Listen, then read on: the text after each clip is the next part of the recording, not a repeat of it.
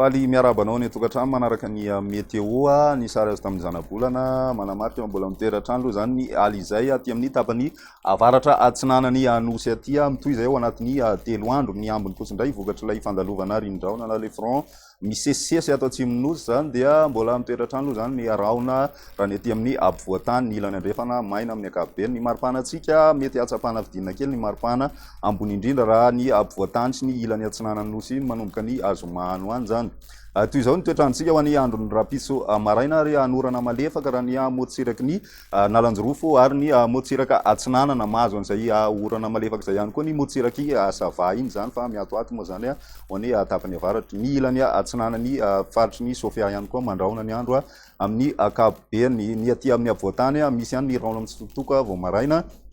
na dia somary maimaina ary zay amin'ny ankapobeny mibalika moa ny masoandro raha ny aty amin'ny tapany atsimo andrefany nosy aty ny apiso tolakandro mandrahona ny andro raha ny aty ampovoantany zay mety arahina orana tandrivo-drahona malefaka moa zay ny takarivo indrindra any amin'ny distrikany Faratsio manodididina ny distrikany Faratsio moa ny tena miaina an'izay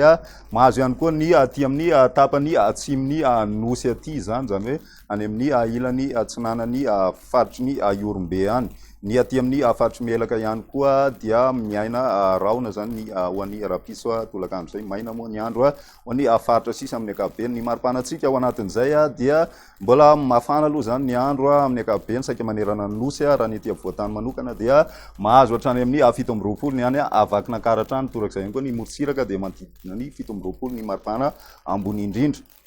Ny andro ny azoma kosa indray dia mbola misy hatrany aloha zany ny raona indrindra ny takariva raha ny aty amin'ny ampovoantany melaka mahazo ihany koa ny aty amin'ny tapany avaratry ny faritry ny mena be aty zay mety arahina orana tandrivon-drahona malefaka ihany koa zay manodididina ny distrikany midongy atsimo any zany ho an'ny takarivany azoma izay ny ambiny kosa saika maimaina ny andro amin'ny ankapobeny dia misy ihany ny raona mitsitokotoko aty amin'ny tapany avaratra atsinanany nosy sy ny tapany atsimo zany hoe ny faritry ny atsimo andrefana zany ny maripanatsika ao anatin'izay atsapana vidinana kely ny maripana ambony indrindra raha ny eto ampovoantany sy ny ilany atsinanany nosy midina hatrany amin'ny 9-20 degré izay maripana izay ny andro ny asabotsy no amaranantsika azy mitohy hatrany aloha zany ilay raona indrindra ny takariva ho any aty amin'ny ampovoantany izay mety arahina orana tandrivon-drahona ihany zay indraindray raha ny aty amin'ny ilany atsinanany nosy aty faritry ny vadivavy fitovinany mahazo ihany koa ny aty atsimo atsinanana mitatra hatrany